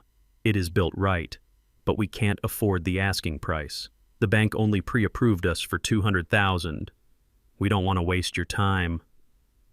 I looked out the front window. Gavin was leaning against a tree, wiping sweat from his forehead, staring at the house with a hunger that made me sick. I looked back at David. "The price is $200,000, I said. David blinked. "David." "Sir, the listing says $450. "The listing is for strangers," I said. "The price for a man who knows the value of a hard day's work is $200,000. But there is a condition. We sign the papers right now, on the front porch, in plain view of the street." David looked at Sarah. She nodded, tears welling in her eyes. We walked out onto the porch. Gavin saw us. He froze. He ran to the edge of the property line, his face twisting. "What are you doing?" he screamed. "You can't sell it. That is my house." I ignored him. I laid the contract on the table next to my iced tea. I handed David a pen. He signed. Sarah signed. I signed. It was done. I stood up and walked to the railing. I held up the contract so Gavin could see the wet ink. "It is sold, Gavin," I called out, "for less than half of what you tried to steal, and the new owners have a very strict policy about trespassers." Gavin fell to his knees on the sidewalk. He let out a scream of pure anguish. It wasn't grief. It was the sound of a man watching his winning lottery ticket turn into ash. I shook David's hand. "Welcome home, son," I said. I handed him the keys. The weight was gone. The house was safe, and Gavin was out in the cold forever. The house stood silent and dark in the moonlight, a hollow shell waiting for its new life. I sat in the security room in the basement watching the monitors. I knew he would come. Desperation is a predictable architect, and Gavin had run out of blueprints. At 3 a.m, a shadow moved across the back lawn. It was him. He was wearing dark clothes that were too tight and carrying a red plastic gas can that looked heavy in his weak grip. He moved with the jerky, twitchy rhythm of a man who has lost his mind. He pried open the basement window, the one with the latch I had intentionally left loose. He slipped inside, dropping to the concrete floor with a thud. I watched him on the high-definition screen. His face was pale, sweating, and his eyes darted around the room like a cornered rat. He thought he was clever. He thought the homeowner's insurance policy, which still had his name on the paperwork due to a clerical lag, was his golden parachute. He thought if the house burned down, the payout would clear his debts to Marcus and give him a fresh start. He did not care about the history in these walls. He did not care about the sweat I poured into the foundation. He only saw a pile of wood that was worth more as ash. He walked up the stairs to the main floor, the gas can sloshing in his hand. He began to pour. He started in the kitchen, dousing the cabinets I had installed myself. The liquid splashed onto the hardwood floors, creating dark pools that reflected the moonlight. He moved to the living room, throwing gasoline onto the curtains and the baseboards. He was crying. I zoomed in on his face. He was sobbing, muttering to himself a mantra of madness. Just burn it. Just burn it, and it is over. He emptied the can in the hallway right outside the master bedroom where his wife used to sleep. He tossed the empty container aside. It clattered loudly in the empty house. He reached into his pocket and pulled out a silver Zippo lighter. He flipped the lid open. The metallic click echoed through the speakers in my security room. He struck the flint. A small orange flame flickered to life, illuminating his terrified face. He held the fire in his hand, the creator of his own destruction. He hesitated for a second, staring at the flame. Then he dropped it. I sat in my chair, my finger hovering over the control panel, but I did not press the button. Not yet. I needed him to commit the act. I needed the intent to become action. I needed the crime to be absolute. I watched the lighter fall in slow motion. It hit the gasoline-soaked floor. Whoosh! A line of fire raced across the hallway, climbing the walls like a living thing. The orange glow filled the screen, washing out the night vision cameras. Gavin scrambled backwards, scrambling toward the back door, the exit strategy he had planned in his fevered brain. He reached for the handle. He turned it. It didn't budge. He yanked it hard, rattling the frame. Locked. He ran to the front door, screaming now, the fire roaring behind him, eating the oxygen in the room. He threw himself against the heavy oak door. Locked. He ran to the window, the big bay window in the living room. He picked up a chair to smash the glass, but before he could swing, metal shutters slammed down over the outside of every window and door in the house. Clang, clang, clang. The sound was deafening. It was the sound of a steel cage slamming shut.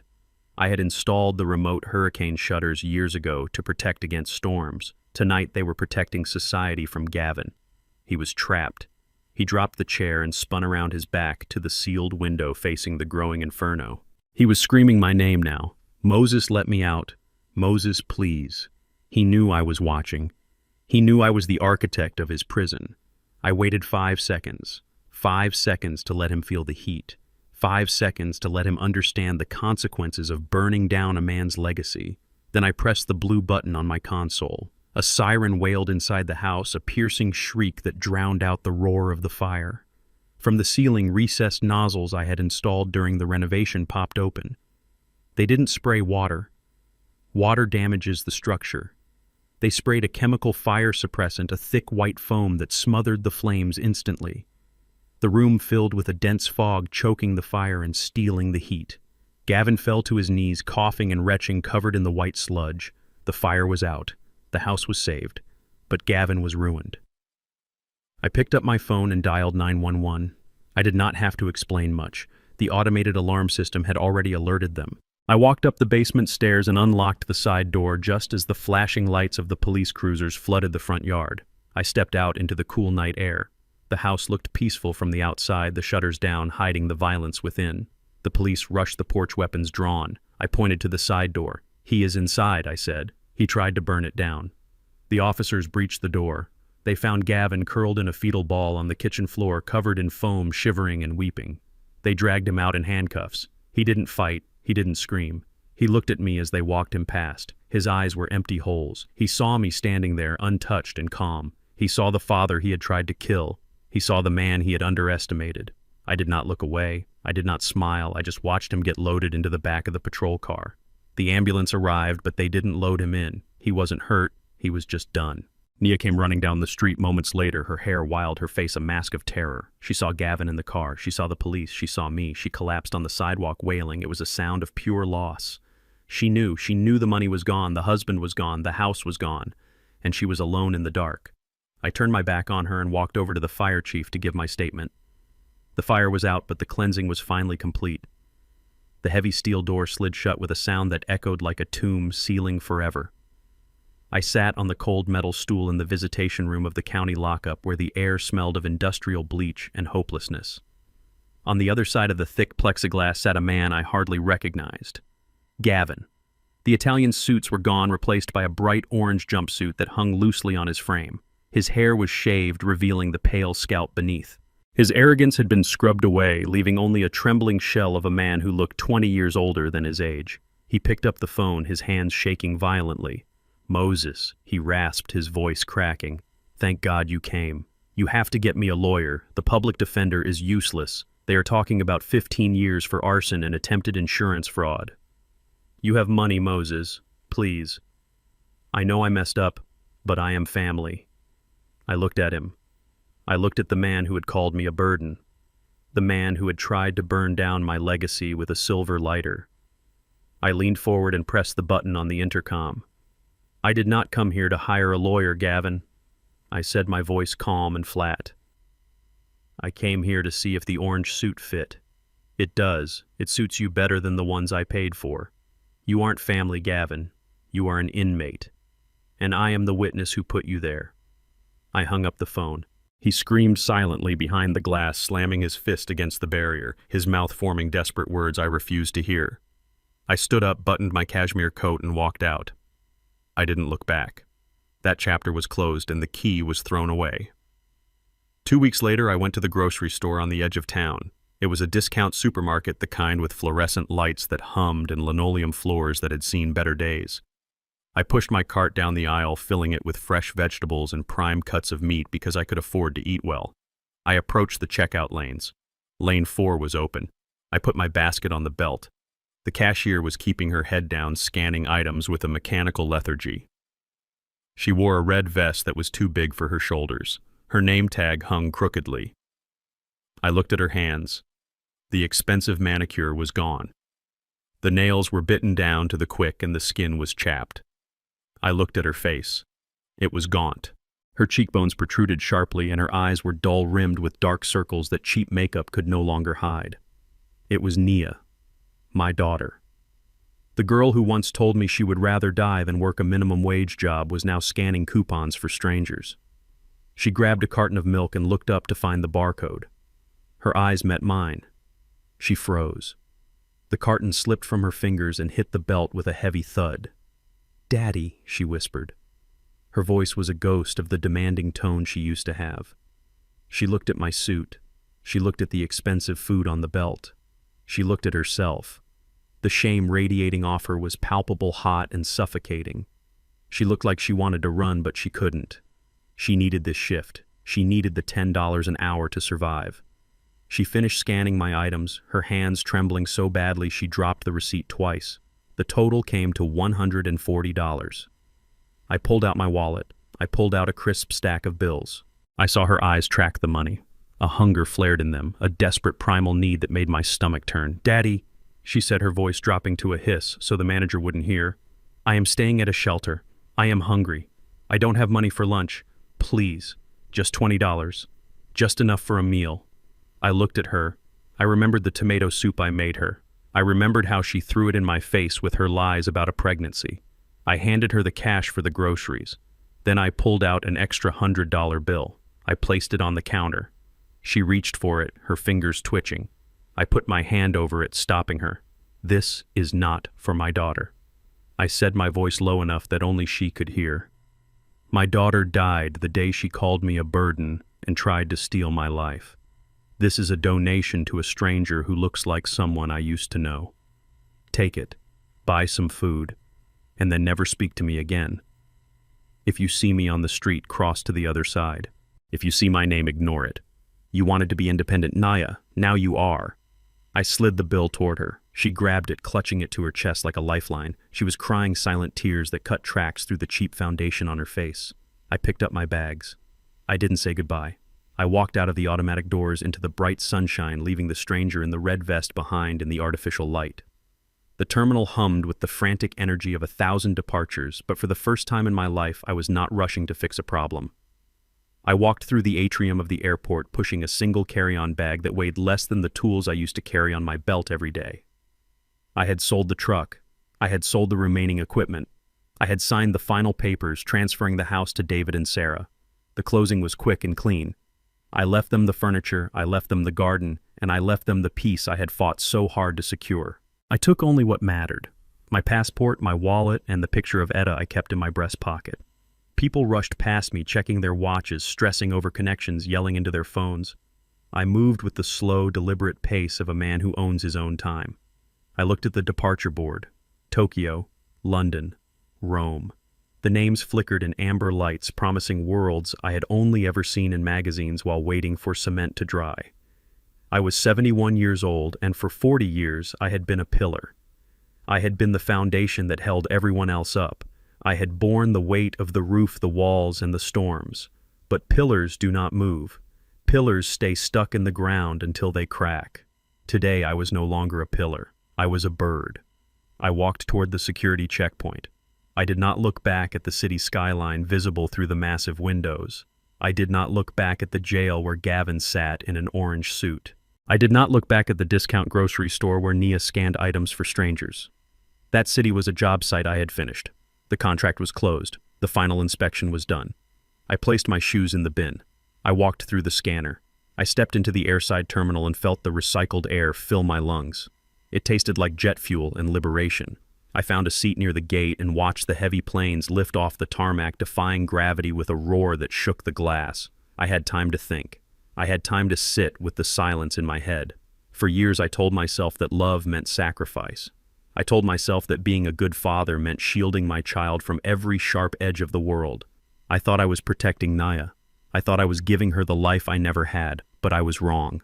I was not protecting her, I was crippling her. I was stealing her resilience. I was teaching her that consequences were things that happened to other people. I created the weakness that Gavin exploited. It was a hard truth to swallow, bitter as bile, but I drank it down. I had to break my family to save myself. It sounded selfish, it sounded cruel. But as I sat there watching the baggage carts scurry across the asphalt, I realized that self-preservation is not a sin. It is a duty. Etta would have hated what they did to me.